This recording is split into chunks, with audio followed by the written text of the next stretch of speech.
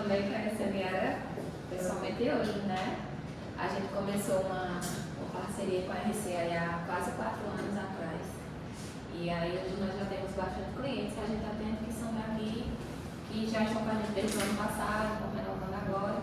Mas eu queria já, até para quem já está fazendo também, dar uma esclarecida, às vezes fica alguma dúvida, alguma coisa não entendida, para vocês entenderem de uma maneira geral e rápida, esse SST que, como a Rebeca falou hoje mais cedo comigo, são várias siglas, é PGR, SST, ASO, é PCMSO, RTCAT, e aí vocês ficam, meu Deus, é tanta sigla que a gente não entende. Voltando um pouquinho, meu nome é Samila, tá? Eu sou proprietária da SMS. Hoje, atualmente, SMS Engenharia e Consultoria, e agora nós estamos migrando para SMS Gestão Ocupacional, quando está atendendo a parte de medicina também. Então, uma novidade para quem já é nosso cliente. A gente está abrindo a clínica de saúde ocupacional a partir aí, talvez, do mês de março, aqui na Torre, certo? E aí a gente vai fazer essa gestão completa da parte de exames também. E aí, o nosso carro-chefe hoje é o E-Social. E-Social que difere para comércio varejista, difere para obra, difere para indústria, tudo é muito diferente. Uma das coisas que eu gosto de desmistificar para os clientes da gente é que o E-Social ele não tem finalidade trabalhista. Certo? Ele tem finalidade previdenciária. A intenção do E-Social é a gente falar lá no sistema a exposição ambiental dos funcionários e as funções e se aquelas funções vão competir a aposentadoria especial ou não. Só que essa base de dados que a gente hoje usa para a parte previdenciária, ela é usada pela fiscalização do Ministério do Trabalho também. Então, é uma fonte de informações pronta, na hora, quentinha, para a fiscalização do trabalho. Tá? Então, ela é dividida em alguns eventos, foram divididos em fases, como a Rebeca falou, foram vários adiamentos, e a partir de 1 de janeiro de 2023, nós começamos com o prazo de multas vigente. Então, se você não faz o envio, se você faz o envio fora das datas, você vai receber uma multazinha lá, de acordo com seu erro, né? Se for exame, se for eficácia, cada um vai ter sua multa, e não há uma tabela de multas, é uma variável. Se você não resolver naquele mês, aquela multa no mês seguinte vai dobrar e vai triplicar e assim vai. Então depende muito, inclusive teve atualização recente. O E-Social para a parte de SST é dividido em 3 partes. O S2210, que é a parte de acidente de trabalho, que a gente vai lá, antes a gente fazia pelo acesso web, às vezes até a contabilidade emitia esse acidente de trabalho, agora não, pela plataforma do E-Social. Só que existe uma novidade que nem todo mundo sabe. A SST envia pelo E-Social, deixa tudo certinho quando é por parte do empregador. Mas se no acidente de trabalho, um atendimento médico, o médico, o funcionário, a família dele, primo, parente, amigo, qualquer pessoa quiser emitir a CAT, ele vai emitir pelo acesso web. Então, se eu me acidentei e a empresa não emitiu, eu posso ir lá no acesso web e emitir minha CAT. Que isso é um escape e um risco muito grande para as empresas. Por isso que é sempre bom a gente atender os prazos. Então, aconteceu o acidente, comunica a SST para a gente comunicar em 24 horas úteis do acontecimento. Então, esse evento ele só é usado nesse sentido, certo? O 2220 é aquele evento que a gente vai colocar os exames acompanhados do ASO. Então, se você fizer, por exemplo, uma audiometria, e essa audiometria não tem o ASO, não passou pelo médico do trabalho, ela não vai no 2220. Tem que passar pelo médico do trabalho.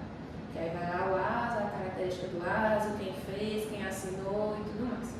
Aí para que a gente usa CPF do médico, data de nascimento, é todo um processo de informação.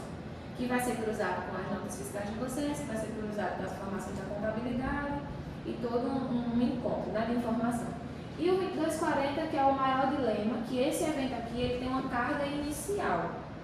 Essa carga inicial é quando a gente elabora aqueles documentos. Aí eu vou lá no sistema, alimento aquelas informações e fica um banco de dados. Quando eu for vinculando o funcionário de vocês, vai encontrar a função dele nesse banco de dados e vai ficar sempre vinculado. Por isso a importância da manutenção. Entrou, saiu, teve afastamento, acidente de trabalho, retorno ao trabalho, mudança de função, tudo isso tem que estar de acordo. Quando a contabilidade muda a matrícula, quando faz uma transferência de unidade, por exemplo, a gente a partir daquele momento tem que fazer o 2240 daquela nova unidade. Quando é o caso de obras, que tem uma construtora e tem vários CNOs, a gente tem que vincular aos CNOs. Então, cada funcionário de acordo com a sua atividade dentro do 2240. Aí existe uma diferença do 2240 de construtoras, indústrias, comércios, que é a base documental. Não é toda empresa que precisa de ATCAT. Não é toda empresa que precisa de PGR.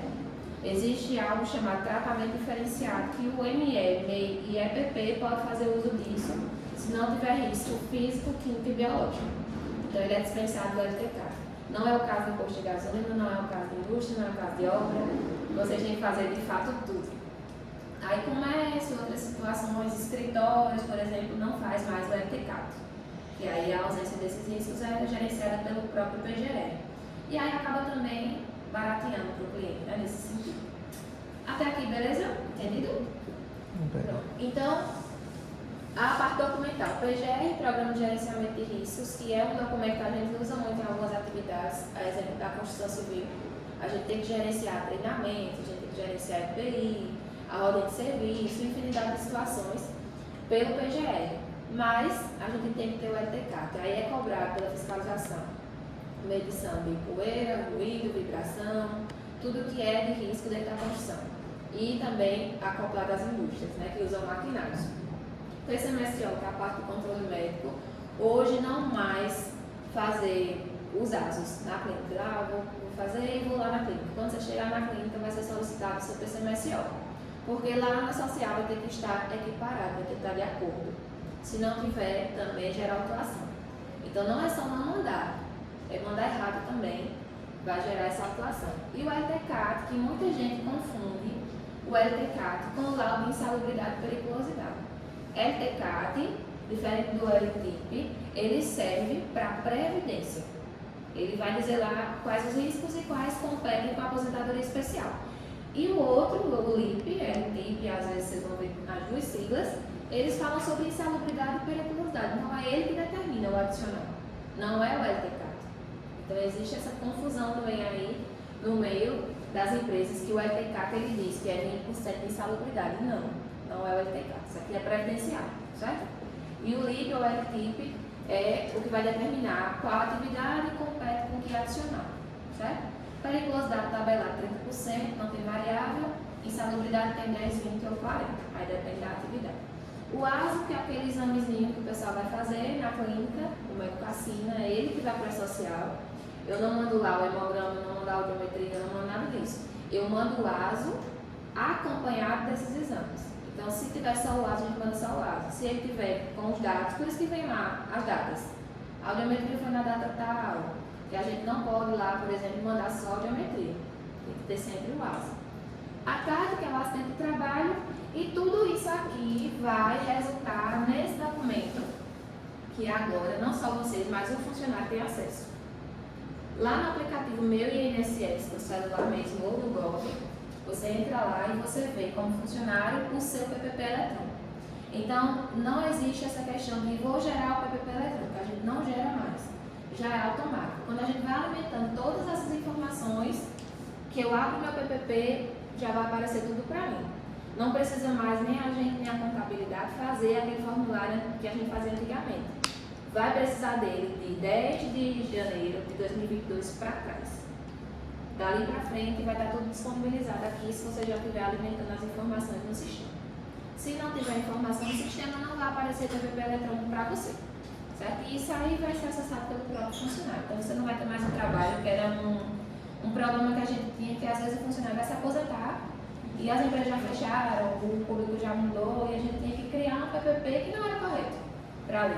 Então agora vai ficar uma informação à pronta e à hora no aplicativo ou no site do governo. Certo? Sócio que não é nada, não tem nada, se vire. Não faz nada, só Mas faz ele social. também não tem acesso a nada. Não, só faz a social, SST, quem tem funcionário, CLT. Tá. Aí pode ser pessoa física ou jurídica. Não, mas vamos ver o caso daqui. Seu sócio, eu consigo ir para o PPP? Não, eu não tenho você não tem PPP. Achei, eu também tenho PPP. A gente não faz. A gente não faz envio de prolabore nem de estagiário. Não entra. A gente tem vocês no banco de dados lá, mas não envia. Se eu quiser, se a empresa quiser não enviar, amanhã vocês têm envio, mas não vai servir de nada. Então não manda. Então quem é prolabore ou estagiário, não dá esse trabalho pra gente. Já muda. E acho que pronto. Isso aqui é a divisão de grupos. A 90% das empresas entraram agora no grupo 2 e 3, né? O primeiro grupo começou em outubro de 2021, foram empresas de grande porte. E aí os outros grupos entraram agora. E começa os órgãos públicos a partir de janeiro. Então a gente está aí com 5.000 prefeituras para organizarem seu SST, e aí só Jesus sabe como é que vai ser feito. A gente acha que o órgão, que o segundo setor é complicado, o terceiro, na verdade não é nem terceiro, não público. Aí a gente está com essa demanda agora, os órgãos públicos, e são os de maior problema, porque tem várias frentes de serviço, vários tipos de trabalho. A prefeitura tem obra, tem escolas, tem uma infinidade de coisa. E a gente tem aí vários PGRs, vários LTCAs, então não está dando como vocês, como uma empresa só, uma atividade só. Aí é bem distinto. Então a maioria das empresas se encaixa nesses dois grupos que entraram em vigência em janeiro de 2022, que é desde quando a gente está com o Chega, por exemplo. A gente está atuando lá desde o ano passado. E agora, a partir de 1 de janeiro, é que começou o prazo de multa automática. Então, se vocês não receberem uma multa, é porque está tudo ok. Certo? Porque às vezes o cliente fala, Samila, como é que tá? Eu faço, tá tudo ok. Como é que tá? Tá bem. Se não recebeu multa, tá tudo certo. Se recebeu multa, aí eu já tô preparada pra porrada. E aí vai ser o moído, né? Mas a gente faz assim, como Dona Socorro, por exemplo. Faz as demandas lá, envia tudinho ali, a gente tem até o dia 15 do mês seguinte para mandar no sistema. Aí juntou tudo de janeiro, até 15 de fevereiro a gente tem que mandar lá. Aí fez uma demissão, uma admissão, teve um acidente. Acidente é a única coisa que não vai nesse prazo, que tem que ser 24 horas. Aí fez isso tudo, Sam, ela tá aqui, segue os exames. Aí a gente vai e vem a PRA, o Departamento Pessoal da RC. Gente, essas admissões estão ok, então, vamos lá, mandar. As matrículas desse pessoal, aí o pessoal manda para mim as matrículas. E a gente faz a tramitação até o dia 15 do mês seguinte. Então a gente tem 15 dias para trabalhar os 30 dias de vocês. Certo? Esses prazos são importantes porque às vezes o E-Social cai, a plataforma está com trabalho. Aí a gente tabela. Até o dia 5 de cada mês vocês me mandam e eu fico ali com 10 dias de bônus para tramitar para o E-Social. Certo? Esses prazos são isso. O único evento que tem carga inicial é o do LTCAT, 2240 PGR, que é a única informação que a gente alimenta um banco de dados. Exame não tem carga inicial. Samila, eu não fiz nada em 2022, eu consigo mandar? Consegue. Vou ter multa? Não. Até 31 de 12 de 2022 não tem multa. Então, se você fez exame em 2022 e quiser arrumar a casa todinha, o sistema aceita. Não vai ser penalizado por isso. Aí pode mandar todos os exames e tudo mais. Aí fica bem fechadinho. Certo? Os eventos são não periódicos. Vai ter a questão de às vezes você tem uma admissão e às vezes não. Às vezes você tem um desligamento e às vezes não. Então não vai ser uma coisa que você vai fazer mensalmente. Mas aí quando a consultoria de SST, por exemplo, sugere uma mensalidade, é para o gerenciamento da gente. Por exemplo, lá na Marcolina, a gente tem um gerenciamento mensal, então a gente acompanha a obra e eu sei que tudo que eu estou mandando na social está de acordo com a realidade. Então é um gerenciamento do PGR que a gente envolve o social. Ah, mas eu só quero mandar quando eu tiver admissão e demissão. Também pode, só que esse gerenciamento vai ser seu. Que 90% das empresas esquecem. Às vezes entra, vai passando, vai ter inúmeras outras coisas e esquece de mandar pra gente. Aí vem lá uma autuação por conta disso. Então, às vezes é importante esse gerenciamento mensal por isso, que a gente vai estar em contato com a tua contabilidade, trocando informação e não perdendo nenhum prazo. Certo? E, como eu falei há pouco, todos os eventos do mês tem que ser até o dia 15, 15 mesmo, corrido, não é dias úteis, certo? Até o dia 15 de cada mês. E o único que muda é a comunicação de trabalho, que é 24 horas úteis. Então, se acontecer no domingo, a gente manda na segunda-feira. Se acontecer no sábado, a gente manda na segunda-feira. Certo? E aí envolve também a parte de acidente de trajeto, que as pessoas às vezes não comunicam, mas envolve o acidente de trajeto também. Certo? Teoricamente, é porque no começo do ano teve um rebuliço. Que não ia ser mais acidente. Não, na verdade não foi nem isso. Esse daí eu acabei nem acompanhando tanto, mas teve um rebuliço de só tem até dia 15. Se eu não fizer dia 15, meu Deus, o mundo vai se acabar. Mas teoricamente dia 15 era de dezembro. Então o novo rebuliço vai ser 15 de fevereiro? Então, esse é o problema e é o maior dilema da gente hoje. Porque existem vários pensamentos, de várias contabilidades, de vários públicos. O decreto deixa claro que até 31 de 12 não há multa. Ponto. Certo? Mas eu entendo ali, eu, profissional da área, eu entendo que até 31 de 12 eu tenho que colocar minha carga inicial lá, nem que seja uma carga inicial que depois eu vá alterar. que eu posso fazer uma correção, mandar lá para não perder o prazo e fazer uma correção. E foi um caso de alguns clientes nossos. Contratou dia 30 de dezembro, por exemplo. A gente mandou uma carga lá, inicial com base no dado que a gente tinha e altera em seguida. Isso não gera alteração. Aí, por exemplo, tudo que eu faço em dezembro não é até 15 de janeiro que eu tenho para mandar? Então, Samela, pessoal, entendeu que tudo que eu fiz em dezembro eu mando até 15 de janeiro. Passou 15 de janeiro, não houve autuações. Então, a gente entendeu que esse pensamento estava correto. Só que aí existe um outro pensamento que, se é obrigatório a partir de 1/1 com multa, eu vou fazer em janeiro e enviar até 15 de fevereiro. Então, existem essas três linhas de pensamento. E eu não consigo dizer para vocês que uma delas é correta ou todas estão erradas, porque a gente não tem essa certeza. E o governo não se manifestou a respeito. Mas a gente tem nem certeza se vai ser adiado de novo. Adiado eu acredito que não. Por quê? O PPP já está disponível. Os eventos de processos trabalhistas começam dia 16 de janeiro e as multas já foram atualizadas. Eu acredito que não vai ser adiado, mas eu acredito também que vai haver uma flexibilização inicialmente de você receber uma notificação e não uma multa. Entendeu? Eu acredito que isso vai ser colocado em prática. Por quê? A gente está hoje é 26, né? A gente está em 26 de janeiro e até 15 de janeiro, por exemplo, o E-Social saiu, caiu, o ECAP não funcionou, foi todo um processo. Então a gente tem várias dificuldades em aguardando o governo se manifestar. Ô Sandra, deixa eu te perguntar como é que é analisar esse acidente de percurso?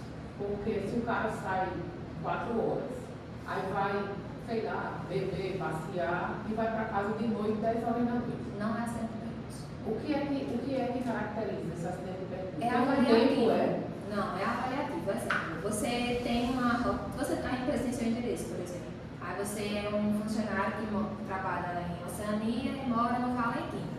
Você tem um trajeto, sei lá, de 45 minutos. Então o acidente aconteceu, você saiu de 4 horas da obra, uma hora. Você sai de 4 horas da obra, até você chegar no Valentim vai dar 1 hora, por exemplo. Na BR você se acidentou, acidente de trajeto. Para isso a gente acessa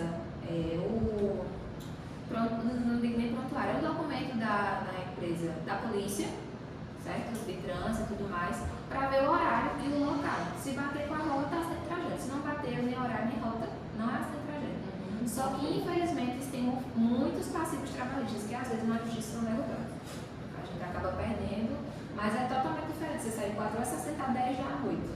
Mas aí você se acidentar 5h30, 6 horas, ainda é incrível. Principalmente quando esses acidentes originam óbito. A gente teve situação no passado, nesse sentido. Então era domingo à tarde, o funcionário foi trabalhar, óbito. Se acidentou de moto, morreu. Aí teve que fazer acidente de trajeto, com óbito, aí uma burocracia maior ainda. Mas é sempre avaliativo. Sempre avaliativo. Antes de emitir qualquer carta de trajeto, eu converso primeiro com o empregador. Para a gente entender se aquilo ali vai caber ou não. Mas tem vários escapes aí, no passivo trabalhista. Graças a Deus não teve não, né? Vamos manter assim. Sim. Nesse caso desse acidente de trajeto aí, quando o funcionário só entrega o atestado, a empresa só toma conhecimento 5 dias depois, por exemplo, foi final de semana, sexta-feira, ele faltou na segunda-feira, só vai terça, quarta-feira que vai dizer que aconteceu esse acidente. Infelizmente não tem nem resposta para essa pergunta. Porque assim, a gente não tem como determinar se não for comunicado. Se o acidente acontece, a gente não é comunicado, a gente não sabe. Se o funcionário aparece 5 dias depois, eu já passei das 24 horas úteis da carta. Aí quando eu for emitir a carta, eu boto uma justificativa lá. Quem vai entender agora é o SSO. Tem uma parte de observação na carta. Eu vou colocar lá os dados do acidente todinho. Vai ficar comunicado na própria carta. Aí se houver um questionamento judicial depois, o funcionário, e assim, nesse sentido, comunicados têm que ser oficiais, por exemplo, uma conversa de WhatsApp, que o funcionário mandou um atestado, ou comunicou lá quando ele chegar para a senhora, por exemplo, assim um termozinho, comunicou depois, porque é o único jeito que a gente tem que se documentar, não existe nada na norma que determina. Aí é bem complicada essa situação. E se não der entrada na carta, por exemplo, eles normalmente seja um acidente leve, eles recebem um atestado de 15 dias, 20 dias, aí os 15 dias está cobertado pela empresa. Sim. E aí não deu entrada nessa carta. Aí ele não vai conseguir o INSS agora. Entende? Porque tem que estar na mais social essa carta. Mesmo que seja por atraso. Samela, aconteceu um acidente comigo, um funcionário meu em 2022, e ele está afastado ainda, mas eu não emiti carta. Eu posso mandar essa carta? Pode, não vai ser autuado por isso. Entende? É o ideal agora, porque assim, 2022 foi o ano para se arrumar. E 2023 é o ano do valendo, né? Só que aí a gente consegue dar uma ajeitadinha em 2022 ainda nesse sentido. Principalmente quando se trata de acidente de trabalho, para não deixar aberto. Esse acidente, mesmo que seja um acidente leve, que ele tenha apenas uns 20 dias e não haja necessidade de ficar mais tempo, mesmo assim tem que ser comunicado. Trabalho. Na verdade, pela norma, qualquer tipo de acidente, se for um corte no dedo, tem que comunicar. Só que a gente trata acidentes e incidentes, né? Que aí já é demais também. E um dos objetivos da gente, por exemplo, com as empresas que a gente tem consultoria mensal, é a gestão do fato. Então a gente não quer que vocês tenham aí um aumento nos impostos de vocês em tudo de acidente de trabalho. Então a gente também tem que gerenciar isso. Então se eu ficar emitindo uma obra, por exemplo, o armador vai lá, volta e meia vai olhar o dedo com um arame. Aí toda vez eu vou emitir uma carta e vou abrir a empresa, história, vai pra cima. Aí não é interessante. Por isso que a gente sempre analisa o trajeto e o incidente. Isso é uma coisinha simples. Aí quando eu vejo afastamento, aí eu já digo, não, tem que sentar, porque não tem, vai de pior. A gente tem muito isso, né? Mais alguma dúvida? Sim, outra. Agora, talvez você vá falar, mas eu vou explanar logo agora. Mensalmente eu tenho que te enviar os atestados médicos. Sim. Tem alguns funcionários que costumam estar muito atestados. Às vezes a gente fica até sem credibilidade de saber se aquela atestado é verdadeiro ou falso. Mas assim, é porque no caso de vocês, especificamente, a gente tem gestão de SST. A gente faz o acompanhamento de vocês. Esses atestados que a senhora me manda vêm para os meus relatórios, não vai para a social. Vai para a social através da contabilidade. Para mim, só vai para a social aqueles afastamentos superiores a 15 dias, acidentes ou doenças de trabalho. Esse gerenciamento de envio é da contabilidade. Vocês me mandam porque é gestão nossa. Entende? Para a gente ver justamente isso. Quem está botando muito, a gente tem um relatóriozinho. Todos os atestados, quem é muito, quem é pouco, os CIDs. Você já na área tem alguma forma da gente analisar esses atestados se são verdadeiros ou Pode falsos? devolver esse relatório pra gente? Tem. A gente pode sentar e avaliar. Esse CID, que é muito desidratação, dor de barriga, etc. A gente vai e passa esse relatório. Porque aquela pessoa às vezes vai só lá, depois de saúde, pega o atestado e bota na empresa. Dá o absenteísmo. Doutor Roberto é que vai arrumar uma forma da gente chegar junto com esse médico para dar realmente atestado como pode. Eu vou lá no médico só, é você, Mas tem um funcionário nosso, tem um funcionário que inclusive agora foi demitido, porque não faz nem 60 dias que ele está na empresa. Mas ele bota um atestado toda semana. E toda semana é uma doença diferente, é impressionante. Aí vai dar 3 dias E os postos de saúde diferentes. Agora isso eu não sei como, porque quando eu não tinha plano de saúde, se eu precisasse de um atendimento médico, era só Jesus na causa, para conseguir um atendimento, e esse povo consegue atestado como quem vai ali e compra um bombom, é engraçado. Mas eu faço essa tratativa para vocês e a gente vê. Aí nesse sentido não é social para mim, é a gestão da gente, que é um contrato de consultoria, certo? As maiores dúvidas são essas aqui, que eu listei rapidinho. Custo ou investimento? Depende do ponto de vista. Para a senhora, dona Sheila, hoje é custo ou investimento? Para ela, é obra, tem risco, teve fiscalização, foi todo o processo, então foi um investimento, que agora ela está tranquila com a movimentação dela redondinha e tudo na social. Para outros que não tinham essa cultura, que é o caso do comércio varejista, consultórios, enfim, é um custo no início e depois passa a ser investimento. Vai dar prerrogativa de cada um. Quem quer ver como custo, vê como custo. Quem quer ver como investimento, eu sempre digo que SST é investimento. Você vai ter aí um ciclo de informações que vai facilitar para você gerenciar até isso. As pessoas que estão dando trabalho, atestados à toa, e tudo isso faz parte. Valores das multas são variáveis, tem multa de R$500 e tem multa de 32 mil. Então é bem variável, vai de acordo com o problema. O LTCAD, por exemplo, com informações falsas, sem medição, sem as informações corretas, chega a multar R$31.500. Multas atualizadas, tá? E aí vai somando. A gente passou uma fiscalização posto de gasolina, por exemplo. A multa foi R$400 por EPI por pessoa por dia. Então você vê, a pessoa usa 10 EPIs, já dá aí 400 vezes 10, vezes 10 pessoas, vezes 30 linhas. Então, enquanto não regularizar, você está contabilizando essa multa. Isso aí não, fora do E-Social, tá? O E-Social, a diferença é que vai chegar automaticamente. E esse foi determinado pelo auditor fiscal. A responsabilidade para a documentação elaborada. Quando a gente elabora LTK, IPGE e tudo mais, a gente tem uma responsabilidade gigantesca com isso, porque vai a minha assinatura dos meus profissionais lá no E-Social. Se houver muitos documentos errados, o E-Social vai reportar para a gente. E a gente vai ser penalizado. Inclusive, é projeto do Ministério agora fiscalizar as consultorias de SST, para ver quem está, porque tem muitos enviadores de E-Social e tem muitos profissionais da área. Então, outro exemplo, desculpa, até estar usando como exemplo, Dona Sheila, mas a gente sempre conversa. Ela tira as dúvidas, eu explico, a gente vai, encontra a informação correta e trata na obra. Então, isso é o papel da gente em relação à documentação. Eu preciso explicar para o cliente entender o que é que ele está mandando lá. Senão, não é o papel da consultoria, é só um enviador de E-Social. Quem envia o SST? Quem a empresa quiser. Porém, não indico que sejam pessoas que não entendam do assunto.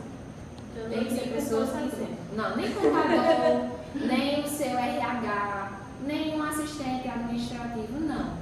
Que seja um SST, um profissional do SST, um técnico, um estagiário, que envie essa documentação, porque ela é alimentada em códigos. Aí a gente tem que saber o que é que cada um desses códigos condiz.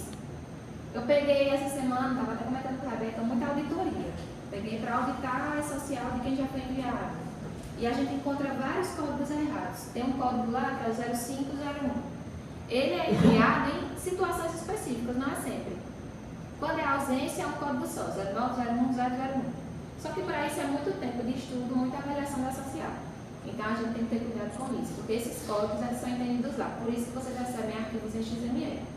Que aí vocês mandam e a contabilidade, quem vocês acharem que deve consultar, consulta. Você tem essa opção, consultar. Certo? E quem envia é determinado pela empresa. Porém, eu sugiro que seja um profissional do SST, para entender do tema. Certo? Quem é responsável pelas declarações apresentadas nos eventos é aquela pessoa que vocês dão a procuração eletrônica.